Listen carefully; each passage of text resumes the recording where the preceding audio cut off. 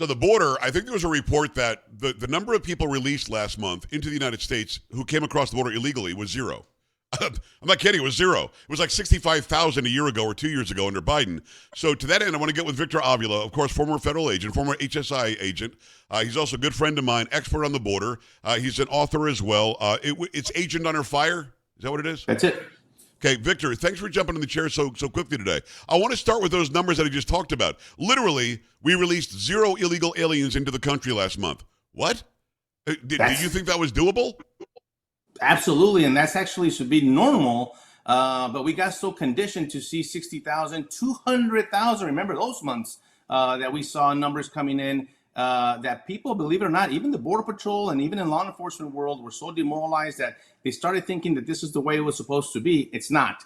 0 is the standard. And of course, kudos to CBP and the new CBP commissioner, Rodney Scott, who has done tremendous amount of work in such a small amount of time there. He just finally got confirmed, but they got great leadership at CBP, which includes obviously Border Patrol and Office of Field Operations with the inspectors at the ports of entry. And I think you're going to see a lot more different types of operations at the border besides keeping the illegals out. Other than just enforcing the law, what did they do? I mean, it's the same person. I don't think we've added any personnel since Trump came in. It's the same laws as when Otto Penn was the president. So what specifically did they do? They just said no more catch and release. That's it. And the word got around to people. Don't even try. Yeah, a couple of things. Those are the easy ones, right? The catch and release, the policy, and yes, just enforcing the law. But yeah, bringing additional personnel, not new personnel, but shifting personnel around. Obviously, the help of the military and the National Guard. Policy with Mexico. If you start combining all that, which obviously didn't take a lot of that much effort by the Trump administration, it was just the will to actually do it. Now you're seeing the results. And I'm going to tell you, this is only the beginning, because when it comes to the ports of entry, land borders, seaports, I think you're going to see a lot more different types of enforcement, especially southbound operations to keep track of who's actually leaving the country. There's over 1 million people that have auto-deported or self-deported themselves already. So they're going to start grabbing these different types of statistics as well. It's Victor Avila. Go to victoravilaspeaks.com. Also get Agent Under Fire. It's a great book. He's a former HSI agent. Because you're HSI, I know that the dust-up that happened in New Jersey will also involve HSI and ICE. Might even been some FBI there. I'm not sure about that one. But you have members of Congress show up, including LaMonica McIver. You have the local mayor show up of Newark, this guy, Raz Baraka. He decides he wants to go in there and make sure that it passes inspection. They've got all the permits there. It is an absolutely above reproach facility. But he shows up trying to get in to look around, and they ended up letting him in, then telling him to leave. He wouldn't leave. He ended up getting arrested. Those charges have been dropped. But in the melee, you've got members of Congress that showed up, and LaMonica McIver is the one I want to focus on because she's been charged now. And they decide, we're here to do oversight, period, let us in. And when they don't let them in, there's some sort of a dust-up because there are also anti-ICE demonstrators happening right there. And in the fray, she's like giving the forearm shiver to the back of HSI and ICE members' heads. She's attacking federal agents. It's all on video. I mean, she could sue me if she wants. I'm just saying what I saw on that video. And Alina Habba has said, the U.S. attorney from New Jersey, we're charging her. She's getting charged with all of the attacking a federal officer. When you saw that go down, I mean, have things ratcheted up so much, Victor, left versus right, that these people think they can get away with something like that with impunity? Yes, and it's unfortunate because I wouldn't tolerate it. I mean, no police officer, no state police officer, municipal, sheriff would allow that to happen from anybody, especially elected official. Their checks of these facilities is not what you and I would consider the same thing as to go in there and see what's going on. I don't remember them doing that for the last 4 years for the dozens of facilities that they built to process illegal aliens into the country. Where was that oversight? And so it's obviously grandstanding. It's politically motivated. But what's not and has never changed is the law. And you cannot put your hands on a federal officer or an agent and you not just prosecute, not just arrested. They should be prosecuted. And I want to see it go through. If charges eventually get charged for whatever, they're dropped for a reason, that's another thing. But they need to hold these people accountable, because if you and I would do that, we would definitely go to jail and probably end up serving some time. Well, and again, she's being prosecuted. The grand jury was convened. They sent up some charges, and Habba is going to follow through with that. Conversely, you've got this guy, Alex Padilla, the U.S. Senator, who I couldn't pick out of a lineup before then. I think I've seen him before, but I didn't know who it was. Shows up at at a federal building, at the ICE building in L.A., where you've got Kristi Noem, the DHS secretary, giving an opening remark to a press conference. He's not press. He's not there as an invitee. He happened to be in the building on some other thing. That's how he got past security. Walks in and confronts the DHS secretary as she's speaking. He's told to leave. He won't leave. He's then pushed back. And Victor, he like a linebacker, digs in and pushes back against the FBI agent who's trying to get him out of there. And then he finally says, I'm Senator Alex Padilla. You and I could say we're Senator Alex Padilla. We don't know who that is. So it's a guy in street clothes, shows up. He's not being charged. He was taken down, put in handcuffs, but no charges. Meets with Kristi Noem afterwards, and then goes on the Senate floor trying to cry about how he was manhandled and treated like garbage. Victor, what's going on here? Because, again, those agents do the right thing. He's not going to be charged where I think he should be. He was certainly confronting and assaulting and trying to get to Kristi Noem. How do we stop this? They're trying to make more violence in the street. They're trying to incite more uprisings like L.A., like what happened in Minneapolis back in 2020. Something's got to be done, no? That's the bigger picture. It's the rhetoric from the left that is almost enticing not just elected officials and anybody to go riot and destroy and burn down cities. This is what I think President Trump is not going to allow to tolerate anymore. He's going to send in the military, he's going to send in the National Guard, whoever he needs to send in immediately to stop this from getting out of hand, because now they feel kind of emboldened and entitled to charge at agents, to confront the secretary. There's many different ways that they wanted to do this, diplomatic ways and education ways that I used to do in my career if you wanted to approach somebody to talk to them. But once you start getting physical and avoid identifying yourself and telling people what your actual agenda is, this is nothing but a political stunt to get fundraising, especially from the guy from LA. And then you got the other one that got arrested the other day that he keeps on shouting that I want to see the judicial warrant. Joe, I'm going to tell you, ICE agents do not need a judicial warrant to arrest anyone. 99.9% of my arrests in my 20-year career are without a warrant. They were without a warrant. And they started spewing, they began spewing all these lies. You need a warrant. Don't open the door. You don't have to answer questions. And all these lies that people start believing them. And then because the ICE agent does have the authority to do it, people think that they don't, and then you have the conflict, and this is the problems that we find ourselves in right now. And that's the thing. You make such a great point. Somebody who's on the edge, who's a borderline nut job, is going to see a U.S. senator and a U.S. representative being violent, being physical, trying to push their way through. So the layperson is going to say, well, I can throw a Molotov cocktail. I can burn an American flag and shut down a highway. You know what I mean? So I think there's got to be censure for Padilla. I think he should have been charged. LaMonica McIver needs to not only be charged, but also prosecuted, and she should probably get kicked out of the House of Representatives. You've got to make an example of them, or else this isn't going to stop. It's Victor Avila, former federal agent. Go get his book. It's called Agent Under Fire. Go to victoravilaspeaks.com. Make that happen as well.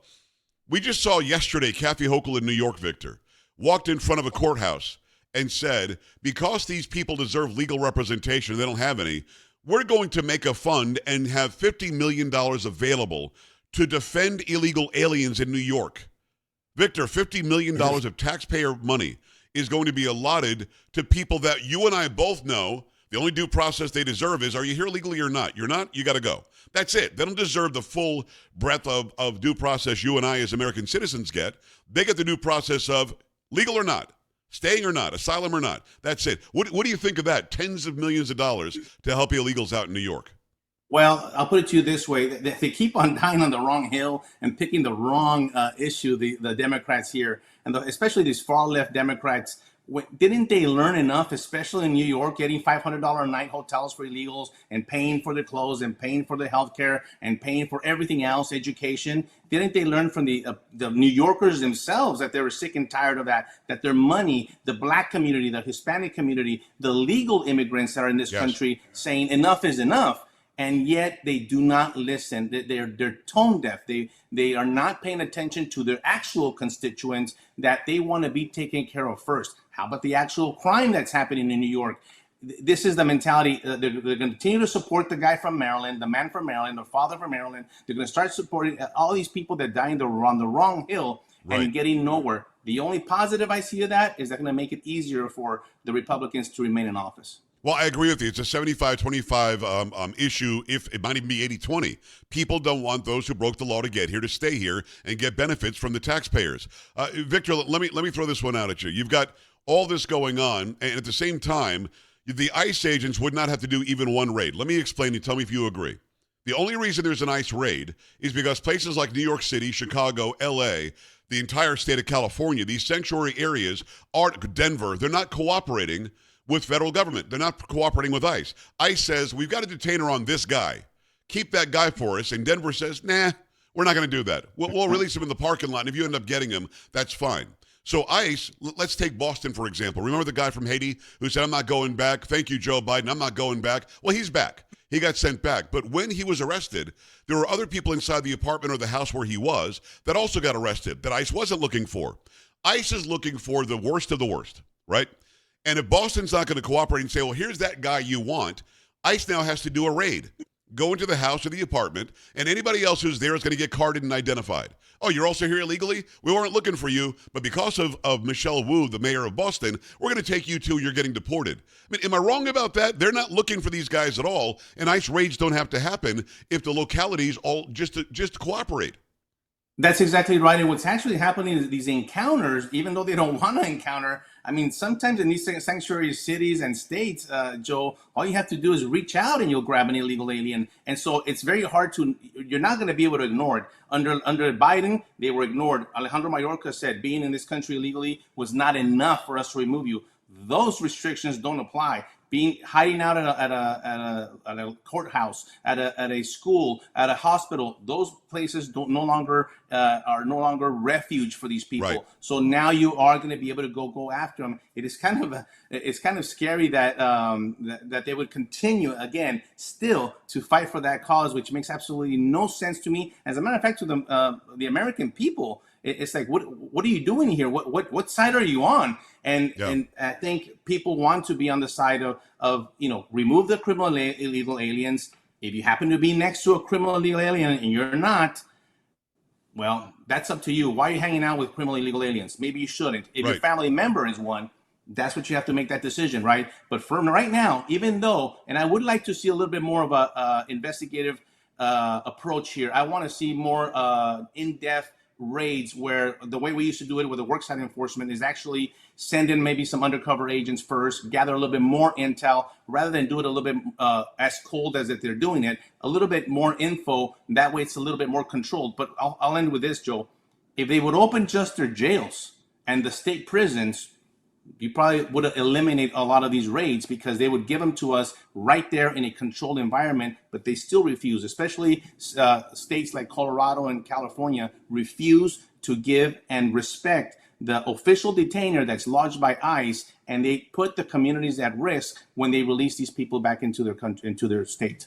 It's Victor Avila. Victor Avila Speaks. Go there and check out the website. Get his book, Agent Under Fire. Let's talk about LA for a second. It's my belief, and I want to know your opinion on this. It's my belief that Karen Bass and Gavin Newsom wanted the streets to burn. If they do, they can now blame Trump. Look what Trump did. Look what Nome did. Look what ICE did. So Trump, after seeing what happened in 2020, says, I'm not going to wait for you to ask for the National Guard. I'm sending them in, and we're going to save the 101 freeway, and we're going to save the ICE facility there. We're going to save the streets of that section of California, of LA, and it worked. It worked very well. Now, what Karen Bass and Gavin Newsom are saying is they never needed to be sent in. There was no reason for it. They actually made things worse. Do you agree with me that Trump does the right thing by sending them in preemptively and saving that city, no matter what Bass and Gavin Newsom have to say? I do, and I actually, when this was happening, I actually wanted a little bit harder enforcement and a harder show of force, believe it or not. And not because I want to cause more destruction. It's because I want to send a message to these states through California, which is where the focus was, and say, take over and not allow them. You notice initially LAPD was ordered to stand down, and then they couldn't do that anymore. Now LAPD actually was the one at the forefront. It was no longer actually ICE agents, but they kind of realized, well, they're destroying the city. And because they don't care about the city, they don't care about their constituents and the citizens of their own town. It is heartfelt, but the people are noticing, they're watching, and they're paying attention that, listen, especially people get confused because an officer will go in and encounter somebody, but we don't know if that person is either illegal or a criminal. But that's why we have to do the investigation, and we have to approach. Now they don't want ICE to approach anyone. Don't you talk to anybody. Don't you ask, and don't you question anybody. You're questioning a U.S. citizen. I questioned dozens and hundreds of U.S. citizens in my career. Again, I want to clarify the authority of ICE and what they can and cannot do, which there's a lot more than people know that they can do, and the authorities back from the INS, back from the U.S. Customs Service, they need to understand what the authorities of these agents are, because if not, they're going to get in trouble for obstructing it. It is Victor Avila. Go to Victor Avila Speaks. Only about a minute and a half left, Victor. Tell me about these tunnels that were just discovered in San Diego. Is this a big deal? It's a big deal. A lot of people don't know, but the HSI has the San Diego Tunnel Task Force, which, by the way, you didn't hear about it a lot for the last 4 years because nobody was out there investigating them. Guess what? We're back. They're investigating them, and they're going to discover them. They had discovered this big one. Usually, probably used a lot for dope smuggling. The height was pretty much you could fit human beings through there as well, but usually for dope in that area. And I'm going to tell you right now, Joe, you're going to see more tunnels be discovered, especially in the Arizona, New Mexico area. They're there, and it's a matter of just having the personnel and having the investigators out there finding with sources and other means to find out these tunnels, because they are in existence, especially right now, as secure as the border is above ground. Are there tunnels along all of Texas, we have the Rio Grande, so you probably can't do a tunnel there. Maybe you can, I don't know. But in California, Arizona, New Mexico, are there a lot of tunnels there that haven't been discovered? Or is it specific to California because it's a sanctuary state? No. Not California because of the terrain, Arizona because of the terrain, New Mexico. Believe it or not, in El Paso, Texas, they've discovered a few. Even under next to the canal, you have the river, you have the Franklin Canal, and you still had one, a tunnel underneath to there. So it doesn't prevent them from trying it. You don't hear a lot of them in southern Texas, but from El Paso west up until California is where they're mostly concentrated on. Victor Avila, last question, maybe 30 seconds, Victor. Is Sheinbaum cooperating in Mexico? She says things out loud, then she does something different behind the scenes. How do we feel about this president of Mexico? My opinion is she's not doing enough. She's saying one thing publicly, doing stuff in the background, sometimes good, sometimes bad, sometimes in between. I don't think she knows what foot to take forward. If she takes it in one direction, the cartel and her own party goes against her. If she goes in the other direction, then President Trump and the other person will go against her. I think she's in a difficult position, but she needs to make up her mind and be clear what team she plays for. Victor Avila, go to victoravilaspeaks.com. Go get his book, Agent Under Fire. Follow anything that he does. If he's speaking somewhere near you, go and check it out. Victor, always appreciate the friendship and that incredible knowledge. Thank you. Thank you, Joe. All right, brother. We're back after this. Stay right here.